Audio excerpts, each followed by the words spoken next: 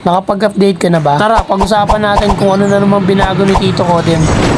Number 1, vehicle damage outside zone. So every time na umangkas ka o mag-drive ka ng vehicle outside zone, automatic na nagte-take din ng damage yung vehicle na sinasakyan mo. Kaya hindi lang medic ang kailangan ngayon sa zone, pati na rin ang repeater. Number 2, parachute drop animation delay. May delay yung animation pagbaba mo ng parachute. Talagang pag na-late drop ka, pre-kill ka. Pero may solusyon tayo dyan. Kung ayaw mo ng landing na para kang si Iron Man, ipasadsad mo sa mga pader o kaya sa bintana ka na dumaan. Number 3, Sadly, hindi na makapag-mark ng vehicle ngayon.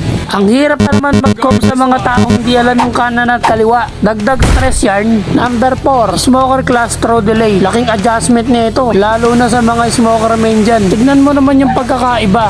Ang smooth ng pagbato sa old version kaysa sa bago. Ang layo pa ng time gap pero hindi naman nawala yung passive. At saka mas pinalawak pa yung cover ng smoke. Pero sana ibalik pa rin ni Tito Codem yun. Number 5, itong sound na to na parang tunog martilyo na kahit in-game maririnig mo to. Para mawala yan, i-off mo lang UI volume sa audio settings ng VR. Dito naman tayo sa mga good side. Number 1, laser mark sa battlefield.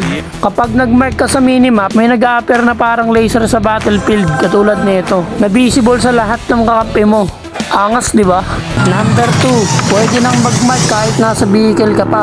Driver o passenger, pwede nang mag-mark. Applicable to sa lahat ng vehicle. Pwede nang mag-mark kahit nakasakay sa chopper. Sa jackal, pwede rin. At kahit pa nag-snowboard ka. Number 3, good news para sa mga looter dyan. Hindi na ngayon problema yung mag-aantay ka pa matapos yung pag-heal mo bago ka makapag-loot. Pwede mo na pagsabayin. O kahit nagre-reload ka pa. Pinaka the best part ng update ngayon para sa akin. Number 4, pinalawak ni Tito Codem yung range ng medic class. Solid to. Kasi mas malawak na yung maiikot-ikutan mo pag tinututukan ka ng kalaban habang nag-heal. Ayun lang mga pare. Maraming salamat sa panonood. Pa-like naman at pa-repost. Pa-follow na rin. Salamat. Larong-laro na ako eh.